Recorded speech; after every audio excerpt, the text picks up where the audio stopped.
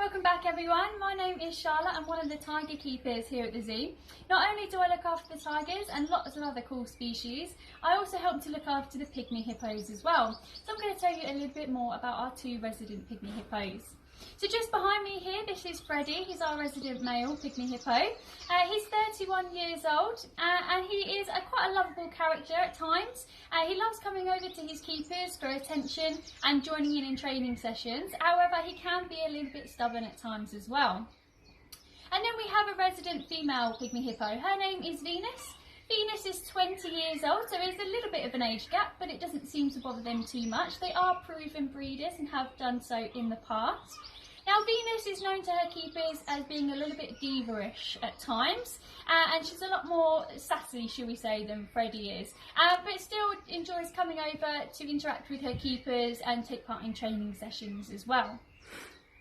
Now, in the wild, Pygmy Hippos can reach up to about 40 years old, so we've got many more years with our Pygmy Hippos here at the zoo, and they can reach even further than that in captivity as well.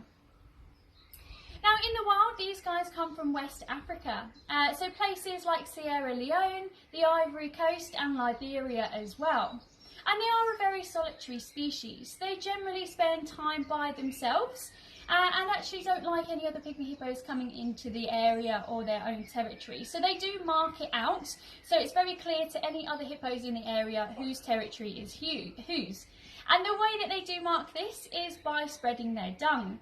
So as they go to the toilet, they will wiggle their tail very rapidly from side to side, and this will help to spread the dung as far and wide as possible.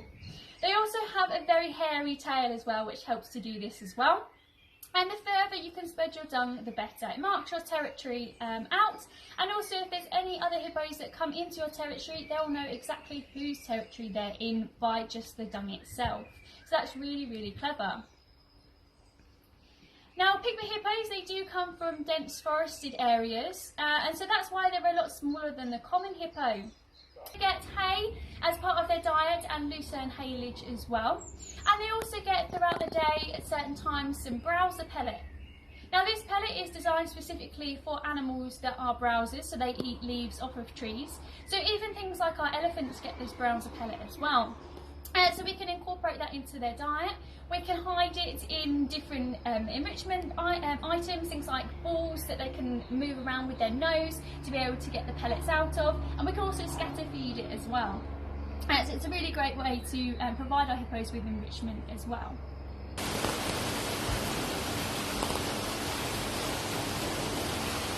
So this is Venus. Venus is our female Pygmy Hippo. As you can probably see, she is slightly smaller than our male hippo. Not by much though, but she does have a much slimmer head. Freddy's got a nice broad head. There's one of the ways in which you can tell these two apart. So she's just got some browse at the minute and also some pellet on the floor scattered around for her to find. But as you can see, she's looking very shiny at the minute. She has just been in the pool. The pool here at the park is heated to around 25 to 26 degrees. So a nice warm temperature for our hippos, which is great for them because they do spend the majority of their time in the water, more so than they do on land. Although they spend a lot of time in the water, hippos can't actually swim. You might be able to see Venus has got some stubby legs, so she can't actually swim very well at all. What hippos do is they actually walk along the bottom of the water. And while they're underwater, they have a few adaptations to help them to stay under for a little while. So they can actually close their nostrils and their ears while they're underwater. And they can hold their breath for around about 6 minutes as well. So they can actually have a little snooze under the water and then just lift their head up to take a breath after about 5 to 6 minutes.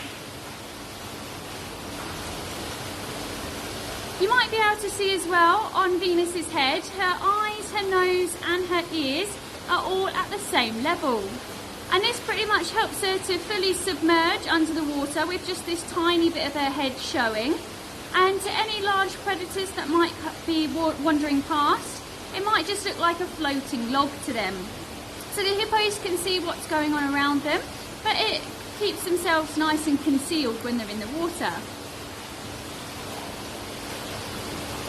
They also have very hairy ears as well, so there's lots of hair in and around those ears, and that helps to keep any debris out of the ears while they're under the water. So she has just been in the water, and this is why she is looking so shiny. And you might be able to see that she has lumps all over her body. Now these are actually a very unique adaptation to hippos, and these lumps actually secrete a liquid from them.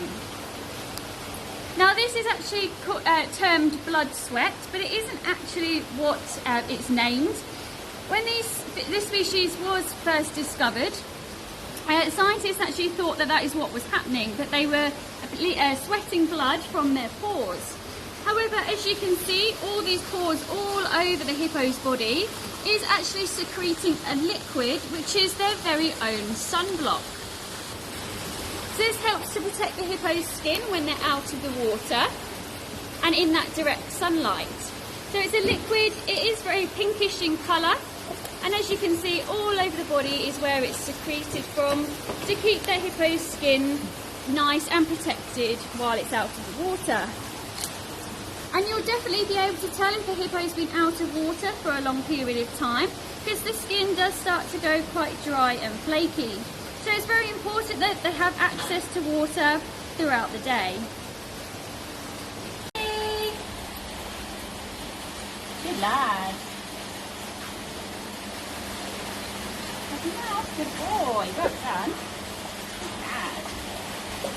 So this is Freddy, he's our male pygmy hippo. And I'm going to do a little bit of training with him today. We do it every day with him, it's part of his daily routine. And we're going to do a little bit of teeth cleaning. And that's really important for Freddy. He's an older hippo, so we need to make sure that his dental health is very good at all times. And if it isn't, then we can try and sort that out. And he's very used to us getting a toothbrush in there, cleaning his teeth. The tusk on a pygmy hippo actually continues to grow. So those big canine teeth that you can see, they'll continuously grow. So really important that we can have a good look inside his mouth. So the way we do it, and we train a lot of our animals this way, is through positive reinforcement. So I have some nice tasty snacks, which is why he's hanging around here, because he knows we've got some good stuff for him to have. And what we'll do is we'll ask him to present his mouth. Once he does it, we'll click this little clicker, and that basically lets him know that he's done a good thing and the treats are going to come eventually.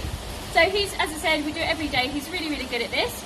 So I give him a hand signal and he knows what that means. He knows to open his mouth until he hears that click, and then he gets some nice tasty food. So we're giving him some browser pellet today, and he does quite enjoy his browser pellet. That's good. So after we've done a few of these, we can also get this little baby toothbrush in there as well. It's very soft bristles, so it won't hurt his gums or anything like that. We've got a little bit of corsadil gel on it as well, so we can clean his teeth if needed. So we ask him to open his mouth. Open. Good lad. And then we can give him a quick clean, make sure that his teeth stay nice and healthy at all times. Thank you very much for tuning in and learning a lot more about our pygmy hippos. We'd like to say thank you for joining in on all of our social media events, and keep tuned because there'll be lots more videos heading your way over the next few weeks as well. While I am here, I would just like to thank you all for staying indoors, but also to thank you to the NHS workers and frontline workers as well for doing an amazing job. So keep doing what you're doing.